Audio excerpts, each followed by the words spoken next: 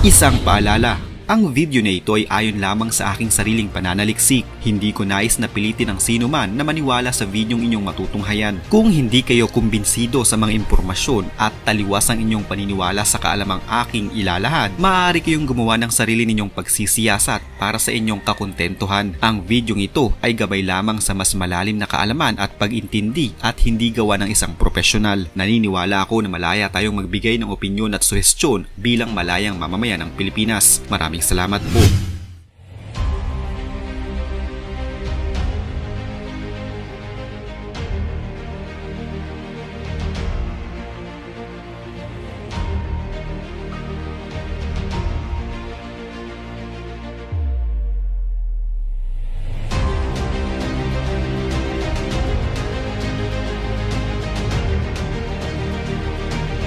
Isa pa sa mga terror strike na isinagawa ng grupo ng Hamas ay tinawag nilang Tufan al-Aqsa. Ang pangalan ay mula sa kanilang banal na moske na nakatirik sa Jerusalem na itinuturing ngayon bilang isang World Heritage Site. Ang pag-uusap tungkol sa Jerusalem ay hindi maiiwasang isang pag-uusap tungkol sa pananampalataya, partikular na tungkol sa kontrol sa ilan sa mga pinakabanal na lugar para sa mga Hudyo, Muslim at Kristiyano.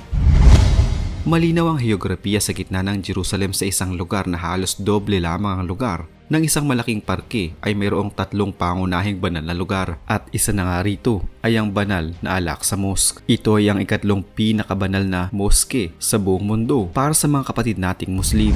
Narito rin ang Western Wall na bahagi din ng pinakabanal na lugar sa mundo para naman sa mga Hudyo. At ang simbahan ng Holy Sepulchre na nagmamarka naman sa lugar na kung saan naniniwala ang maraming mga Kristiyano na ang Panginoong Hesus ay ipinako, inilibing at nabuhay na magmuli.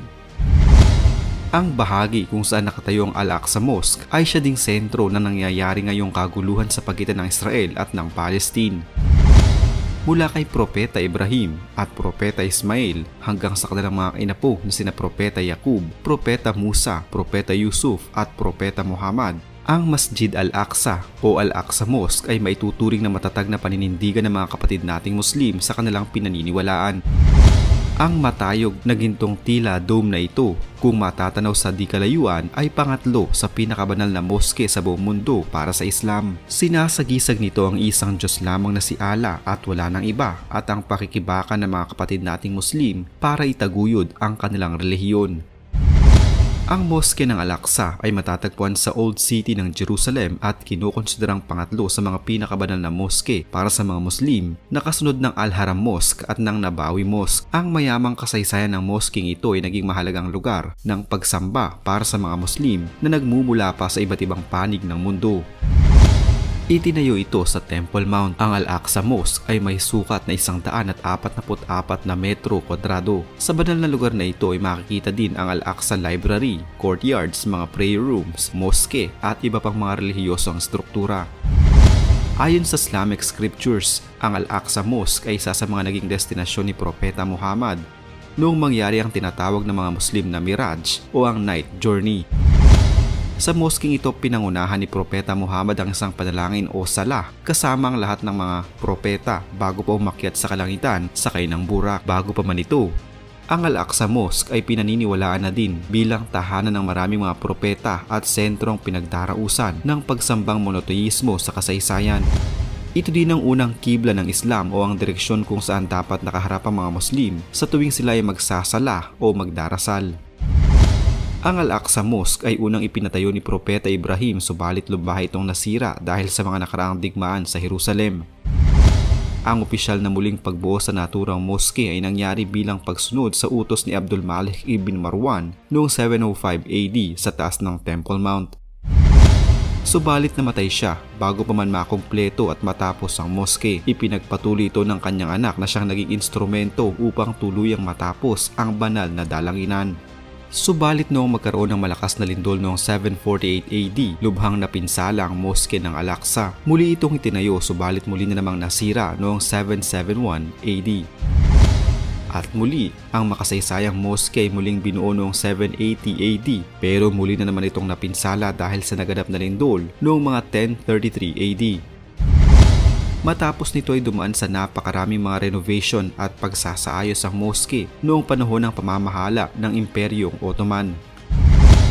Ang itsura ng Al-Aqsa Mosque na ginawa noong unang beses itong itinayo ay ibang-ibang itsura sa kung ano ang nakikita natin ngayon sa Jerusalem, at iisa lamang ang nananatili ditong hindi nawala o nagbago. Yun ay ang kinatatayuan ng banal na moske. Ang Al-Aqsa sa wikang Arabe ay may dalawang kahulugan. Una ay ang The Supreme sa Ingles o ang Supremo sa Tagalog, kung saan nangangahulugan ito ng estado ng moske sa pananampalatayang Islam. Ang pangalawa nitong kahulugan ay ang The Farthest dahil sa layo naman ng mosking ito mula sa syudad ng Makkah sa bansang Saudi Arabia.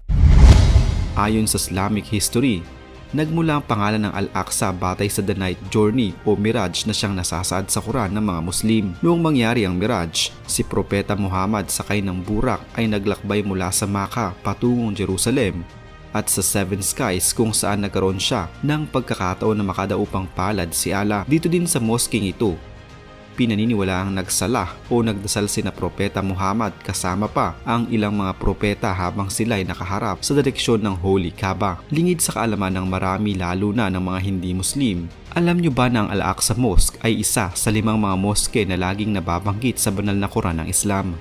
Ang 4 pang mga moske ay ang Masjid Al-Haram sa Makkah, Masjid Nabawi sa Madina, Masjid Idirir at ang Quba Mosque. Sa banal na Quran, nabanggit ang mga pangalan ng Al-Aqsa Mosque at ng Al-Haram Mosque habang ikinukwento ni Allah ang Miraj o ang Night Journey.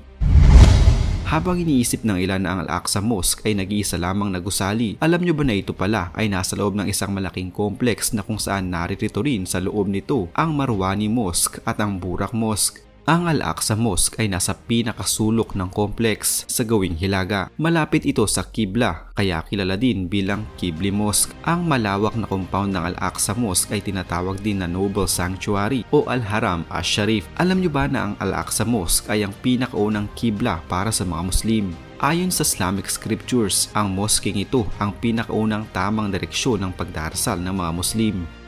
Pinaniniwalaan na bago pa man muling maisaayos ang banal na Kaaba sa Saudi Arabia at bago pa man maging Qibla ang Kaaba, una nang nagdarasal ang mga Muslim noon na nakaharap sa Noble Sanctuary sa Jerusalem, Baitul Muqaddas o sa Masjid Al-Aqsa. Alam nyo ba na minsang nagkaroon ng maalamat na minbar sa loob ng Al-Aqsa Mosque? Ang minbar ay isang tinutungtungan ng mga imam o mga leader sa pagdarasal upang magpahayag ng kanilang mga sermon at mamuno sa panalangin. Hindi na lamang ganda ang ipinagmamalaki noon ng minbar na ito dahil kamangha-mangha din na ginawa ito ng hindi ginagamitan ng anumang klase ng pandikit at pako. Alam nyo ba na ang dome ng Al-Aqsa Mosque ay nag-iba-iba na sa paglipas ng panahon? Sa tuwing mababanggit ang pangalang Al-Aqsa Mosque, karaniwang papasok sa ating mga isipan lalo na sa mga nakakaalam nito ay ang kanyang ginintoang dome o bubungan nito na kahit na sino man ay mapapansin. Ayon sa kasaysayan ng Islam, ang maalamat na Dome of the Rock na ipinagawa ni Abdul Malik ibn Marwan ay orihinal na ginawa gamit lamang ang kahoy na may brass o tingga tsaka tinakpan ng ceramic. Ang gintong dome na nakikita natin magpasa hanggang ngayon ay ginawa noong panahon ng Ottoman era mula sa utos ni Sulaiman the Magnificent. Ipinag-utos niya na lagyan ng gintong layer ang dome at isinaayos ang harapan ng moske gamit ang mga Ottoman tiles. Ang iconic dome na ito ay kasalukuyang nasa 1,000 taon na ang tanda. Walang eksaktong nakakaalam kung ilan at sino-sino ang mga mahalagang taong nakalibing sa ilalim ng moske. Subalit marami ang naniniwala na sa lugar na ito inilibing ang ilan sa mga tanyag na propeta at mga katulong ng mensahero ni Allah, gaya na lamang ni Ubada ibn Samir, ang kauna-unahang Islamic judge sa Al-Aqsa Mosque. Narito din ang mosileo ni Propeta Sulaiman. Nasawi ito habang binabantayan ang pagpapagawa ng Qibli Mosque. Ang libingan na ito ay tinatawag na Bab ar-Rahmah at ngayon ay kinikilalang pangatlong pinaka-prominenteng sementeryo para sa mga Muslim. Sinundan nito ang mga libingan sa Makkah at sa Madina. Ang mga pagtatangka ng Israel na gumamit ng karagdagang otoridad sa lugar ay binibigyang kahulugan ng maraming mga Muslim bilang isang klase ng pagbabanta. Ang gobyerno ng Israel at isang grupo ng mga makakapangyarihang mga Orthodox na sila mismo ay kontrobersyal sa loob ng mundo ng mga Hudyo ay nagsasagawa naman ng direktang kontrol sa Western Wall na nakaupo sa paanan ng Temple Mount. Ang isang komplikadong koalisyon ng grupo ng mga Kristiyano naman ay gumagamit ng pang-araw-araw na otoridad sa simbahan ng Holy Sepulchre. Hindi man magandang isipin, subalit kitang-kita na ang pinakaugat sa away na nagaganap sa pagitan ng Israel at Palestine ay naguugat sa relihiyon na kung saan sangkot ang Jerusalem dahil ayon sa tala ng kani-kanilang mga kasaysayan, ang lugar na ito ay tinuturing na banal at sagrado para sa kanila mula pa man noong unang panahon. Marami ang nagsasabi na bakit hindi na lamang magkaisa ang bawat relihiyon at magbigay ng pantay-pantay na karapatan sa Jerusalem nang sa gayoy maiwasan ang kung anumang pinsalang maidudulot sa tinaguriang banal na lungsod na magreresulta sa pagkasawi ng inosenteng mga buhay. Iisa lang naman ang hangarin ng kahit anong relihiyon. Yun ay ang tunay na kapayapaan at pananampalataya. Bakit hindi na lamang tayo magkaisa upang makamit natin ang tunay na kapayapaan na nais din namang ipadama sa ating lahat ng nag-iisang Diyos, Kristiyano ka man, Muslim o isang Hudyo? Isa na namang kwento ng pagbabalik tanaw sa kasaysayan ang naitampok natin ngayon. Huwag kalimutang i-like ang video ito at mag-iwan ng komento sa ibaba ng mga nais nyo pang malamang kwentong kasaysayan sa Pilipinas. Mag-subscribe na din para lagi kayong updated sa mga pinakabagong video dito sa Kasaysayan Pinoy. Magandang araw po at mabuhay ang bansang Pilipinas!